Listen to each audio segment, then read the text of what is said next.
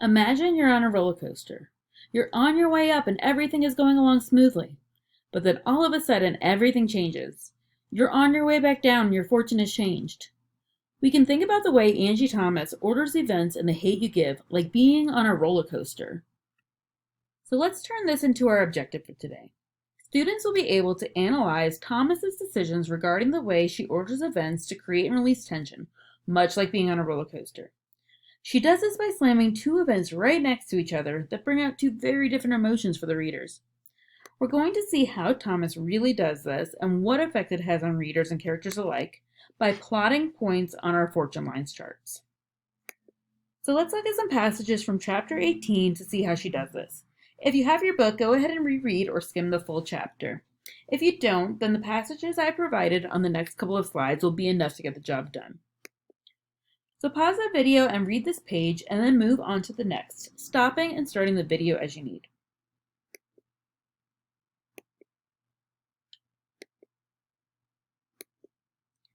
So let's summarize a couple of events that happened on these pages and make sure to include page numbers.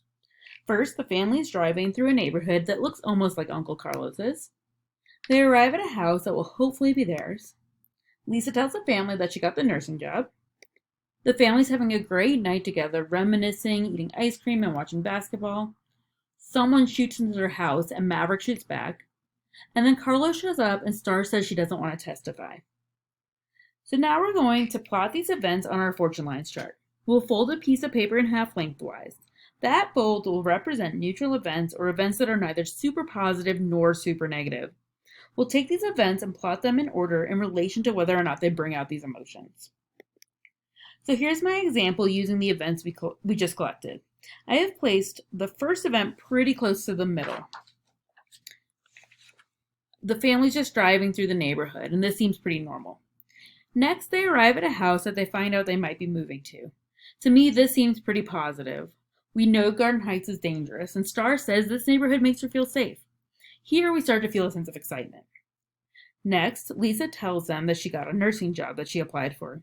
That gets everyone feeling even more excited and confident, so I plotted that a little bit higher up. Then they go home and watch basketball.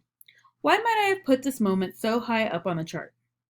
Pause the video here and think for a few seconds. When you return, I'll share my thoughts. So my thought process here was, not only is Thomas really good at sharing extreme highs and extreme lows, she's also very good at showing us some normal moments. We see the family just going about their daily lives. But while this is happening, someone shoots into their house, driving the fortune all the way back down. When Carlos shows back up, it brings us a sense of neutrality. So what are the effects of Thomas's decisions here? To me, this is quite jarring. What can be given to us and make us feel happy or even normal can be taken away just as fast. We see the family having the opportunity to get out of Garden Heights and live in a safe neighborhood where the people still look like them. We see them enjoying their evening together as a family at home, but then bam, they are brought back to the reality of living in a dangerous place. So now it's your turn.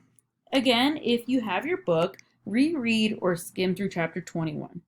If you don't, I have provided here a couple of passages from the chapter.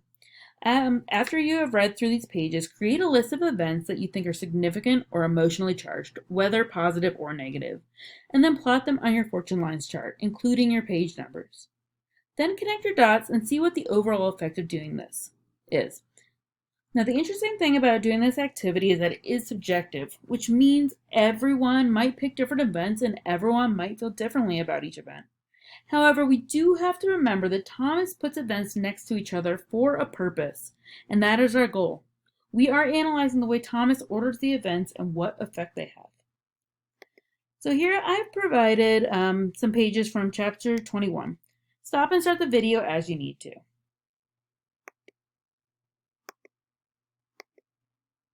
All right, now it's your turn. List some events from these pages that either elicit strong positive or strong negative feelings, either from you or for the characters. Plot them on your fortune lines chart, and then so that I know you've met your objective for the day, answer this final question.